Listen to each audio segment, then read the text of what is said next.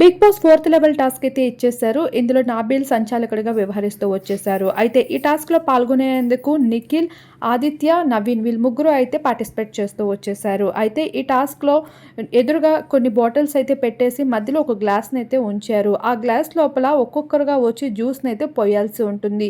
ఏ ఒక్కరి ద్వారా అయినా ఆ జ్యూస్ కింద పడినట్లు అయితే వాళ్ళు ఔట్ అయినట్లు అంటూ బిగ్ బాస్ చెప్పుకుంటూ వస్తారు. ఇలా ఆదిత్య ముందుగా వచ్చి మొత్తం బాటిల్ అంతా నింపేయడం జరుగుతుంది. ఇక తన తర్వాత అయితే నిఖిల్ అయితే వస్తాడు. నిఖిల్ కూడా హాఫ్ బాటిల్‌ని మొత్తం అయితే ఏసి మేనేజ్ చేస్తాడు. మొత్తంగా నింపేస్తాడు. ఆ తర్వాత నవీన్ అయితే రావడం జరుగుతుంది. ఇక గ్లాస్ మొత్తం నిండిపోయి ఉండడంతో తనైతే స్ట్రాటజీని ఉపయోగించి ఒక చుక్కను మాత్రం మెల్లగా వేయడం జరుగుతుంది. ఆ తర్వాత మరోసారి ఆదిత్య వంతు వచ్చినప్పటికీ ఆదిత్య మాత్రం ఆ డ్రాప్ అనేది వేయలేకపోతాడు. అది కింద పడిపోవడం వల్ల అయితే ఆదిత్య తప్పుకోవాల్సి వస్తుంది.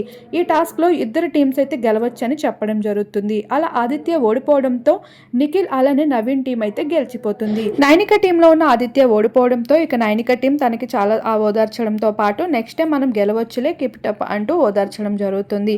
ఇక నెక్స్ట్ ఏ టాస్క్ ఇస్తాడా అంటూ హౌస్మేట్స్ అందరూ డిస్కషన్ మొదలు పెట్టేశారు.